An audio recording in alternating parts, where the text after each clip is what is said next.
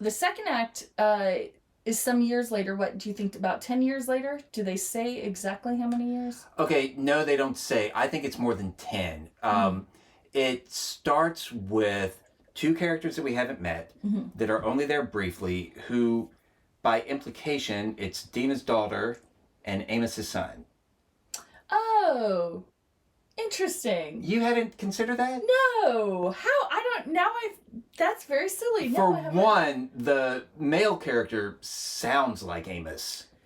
It's so much so that I wonder if they loop the dialogue. And the way she is staring at stuff is the same way that Dina stares at stuff. Oh, that's fascinating. And they wouldn't want information, like, they are very tight security. Yes. So it would make sense that the only people they would trust might be their reference children. a board, and there are times when it seems like even the board isn't fully aware. And there's one secret we learned in the second act that Gareth has been deliberately keeping. Yeah. But they do make other general, it's like, then the whole board finds out. Like, there are still some people, even on the board, that don't understand how it is they're doing what they're doing. Yeah. Meaning they don't understand that Cherry, or they don't know that Cherry exists. They don't realize that there's, like, this artificial intelligence sort of driving this whole thing. Yeah. Based on their ages, I'm going to say it's 20 years. Dina's walking with a cane now. Yeah. She's obviously grayed. And there are just other fun little, just as a filmmaker, like Gareth's hair is... Yeah, he's got his little, it's like, how long did it take him to grow the beard? Yeah. Was he wearing a wig in the first part? Yeah. I don't think so. Yeah. I think he probably just shaved his head.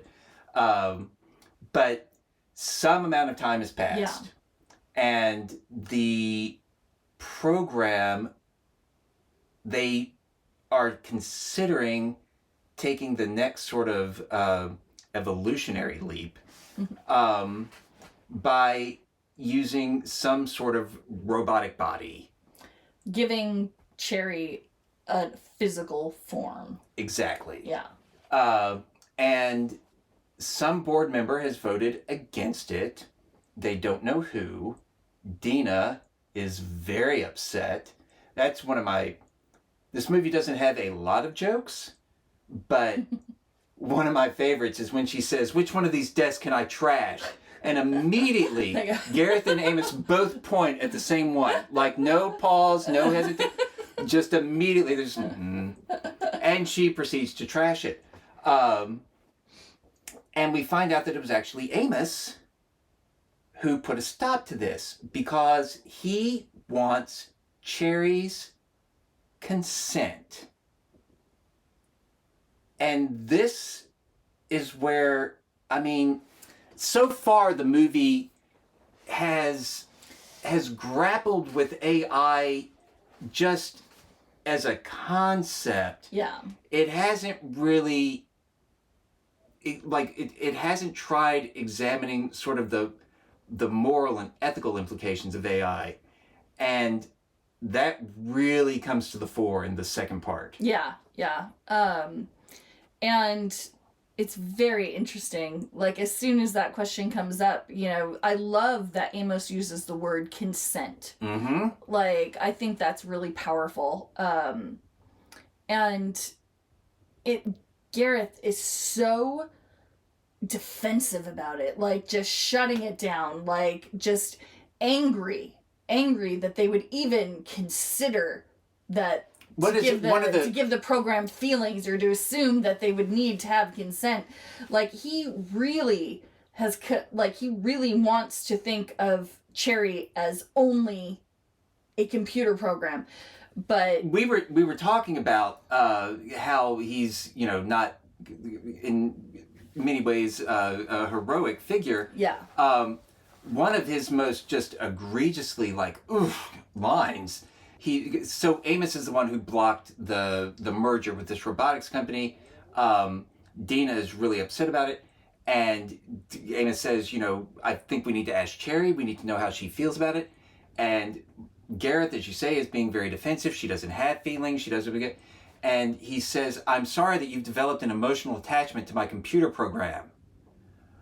Oh, yeah. You punk! Especially at this point, we don't know what he is concealing. Yeah. But we soon discover. They talk about Cherry having plateaued in terms of her like intellectual growth. And Amos, he says that he has found stuff in her source code that looks like poetry. He's found stuff that looks like original art. And this is the kind of thing that AI cannot do. Yeah. That AI will not be able to do. An AI can write a poem. She paints. But again, it's she writes words poetry. together.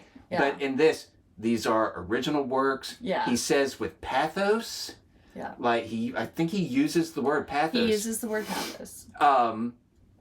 And yes, she is painting in her, and at first she is denying it, and she is denying it in that same sort of clipped robotic voice that we are used to.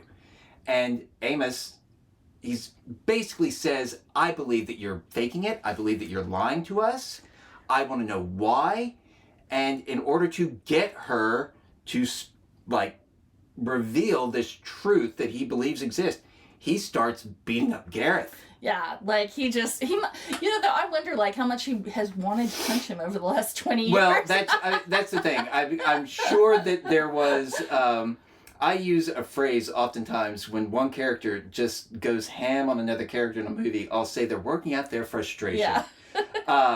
And I feel like that's what's happening here. He is working out a lot of frustration. No, so Amos goes in. He's he is punching Gareth, and all of a sudden just the curtain comes down, and all of a sudden we see Cherry, and she's no longer the robot Cherry. She is talking like a normal person, just like, stop it, like she has emotion on her face. She's humans like, are so impulsive. Yeah, that's what humans are so impulsive. I love it. So it's like and it's really like just it the takes intonation, you, like, the inflection, yeah, everything is all just of it. completely natural. Completely different. Like, good on this young actress. She really nails it. That transition. And it's this when I said, for a movie that, I mean, again, it's 3 conversations, 4 characters, and that there can be like twists and surprises with that kind of setup. But this is one of them where it's like, whoa. Yeah. It's done incredibly well. So finally, like, we get, Amos gets to ask Cherry the question, like, do you consent? Do you want this? And I just want to say, when he was asking the question before the curtain fell, the response was, I think it will be good for the program. Yeah. I think we'll be able to save more children. Yeah. It's a very, like, it is the answer that you would expect a computer program like that to give. Yeah. But after the curtain falls down, she says that it scares her. She says that she's scared of being more human than she already is. Yeah. Or something like that. Yeah. Like, or to have... Well, she's... her concern is that once she is able to connect physical sensations with her thoughts, such as they are, that it's going to make her human in a way that she doesn't want to be. And she says, human nature is not something that I aspire to. Yeah, which is a great line. It's a fantastic line. Did she say that in the second act or the third act? No, that's in the second. Oh, okay. Yeah, when they're basically, again, after the curtain has fallen, and you're like, Cherry, do you consent to this? Do you want this to happen? And she still concedes, because she says no. Yeah. It scares me. And Amos says, all right, that's that. And he's leaving the room. Yeah. And she says, but Amos, that doesn't mean you shouldn't do it. Yeah. Because her programming, her directive, still tells her this will be the best thing for the program. So basically, she's going to take one for the team. Though she does say when she's talking about the reason she's scared is she's scared that all the new things that she will feel will take her away from her directive. Yes. So that's that is right. still what she was concerned about. So still underneath everything, the yeah. programming's still more powerful than whatever else she is feeling or doing. As opposed to, because I feel like we have seen the computer like, I want to be able to touch things. I want to be able to smell. I want to be able to, like, whatever. And she's like, no. Yeah. And in part, well, no, it's like that. Part of it is the being afraid of what human experience will feel like. But then, ultimately it boils down to the programming. Yeah. She doesn't want those experiences to be a distraction. Yeah. Let me ask you, because this is a kind of question that this movie invites, how much are people held back by just the things they want to touch and the things they want to taste and the things they want to smell? Or held back, or do you mean how much are we distracted from our purpose based on that's what I mean. How much are we distracted by? Held back is probably a strong word, but okay, and here I don't want to go too far into like ontological questions or like religious doctrine or anything like that, but I mean, one reason why most religions have prohibitions on things like alcohol and drugs and sex are because these things are fun. They feel good, and they are distractions from work, from family, from the higher purposes to which people are expected to strive. Yeah. So, how much do you think, and like, forget about sex and drugs and rock, but well, no, I'm forget about sex and drugs, but rock and roll. Okay. How much does the pursuit of art distract from a higher purpose? Is the art the higher purpose? Like, what?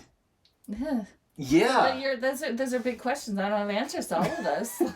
Do you have do you have answers to the answers some to of the them? Universe? Like the big question. I mean, but this is a question, like, for her, and this is where the paperclip thing, like, she's not manufacturing paperclips until they engulf the planet, but she is still fundamentally driven by that. And there are people who will argue very persuasively that humans have evolved in the same way that every other life form has evolved, so that our fundamental drive, our fundamental instinct is survival, period. And whatever it takes to survive is what we will do. So that's where it's just work, procreate, like this is what evolution has programmed. Yeah. Well, again, Cherry having, taken in so much data from things, like, she's seen extraordinarily ugly parts of humanity, but she's also probably, spread her virtual tentacles into other things to learn things, and probably knows that humans get distracted very easily, and that she's determined that the reason they get distracted so easily is because of sensations with touch and want and taste and all these other things. So it makes sense that she would be scared of that. But how much does that interfere with our? I mean, obviously a lot. But I mean, that's like, and you're right. These are some of the biggest questions. Yeah. This is like, what is the meaning of life? Are we here to like work and toil and procreate? Yeah. Are we here to make music and paintings and sculptures? Are we here to do all of that? Yeah. Are we here to do something more? Yeah.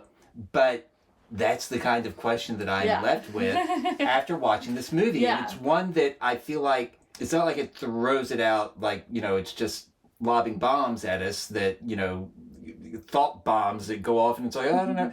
It probes these questions in an intelligent way The second act ends after Dina and Cherry actually have a conversation alone, which I think is a very interesting conversation, because this has Dina has a point where she says, we've been the responsible parents for this computer program for the last however number of years. Oh, they actually say 20 years. They she does say because 20 years. She says something like, and they maybe haven't been doing this for 20 years, but adding in the time that Gareth was operating alone, she says Cherry's old enough to be an adult, or she might even say she's old enough to drink. I know she says she's old enough to be an adult. She's 20. 20 really sticks in my head. So Amos and Gareth had left to get Gareth some ice for his face. So Cherry and Dina have this kind of alone conversation, which is really interesting because it could be a conversation that a mother would have with a grown daughter, or somebody she clearly cares. There is empathy, and Cherry shows feelings when she finds out that Dina is sick, she's dying, and Cherry empathizes. I'm very sorry, I know that must be hard. Whether or not she actually does, or just her face is able to show it, there's feeling there. It's a comfort to Dina. It's a very personal and a very human interaction.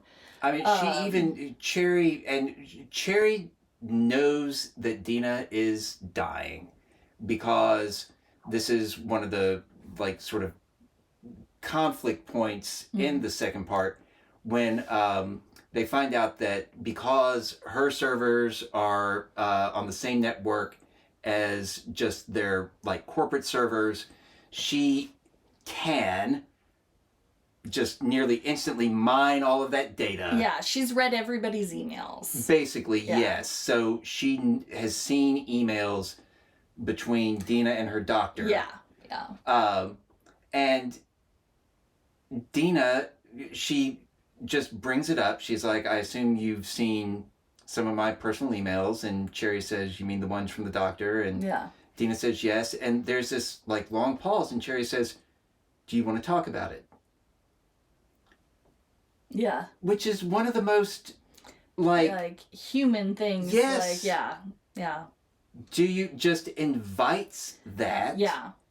And you're right. And she's also, this is another way in which the filmmakers are so respectful of the audience and sort of the audience's preconceptions, because she never says something like, I understand, or I know how you feel. Yeah. She's like, I know I can't feel that, but I know that family is very important to humans. Yeah. She says something Dina says she wants to spend her last Christmas with her family, and Cherry says that sounds nice. That sounds nice. Yeah. I know how important it is. Yeah. To humans.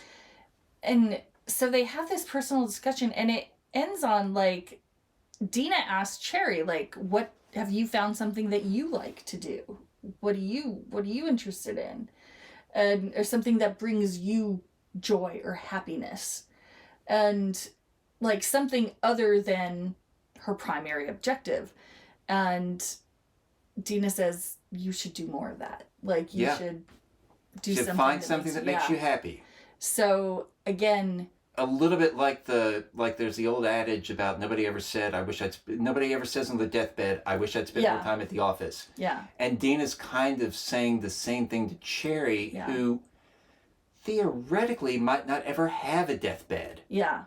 But Dina still says, find something that makes you happy and do that.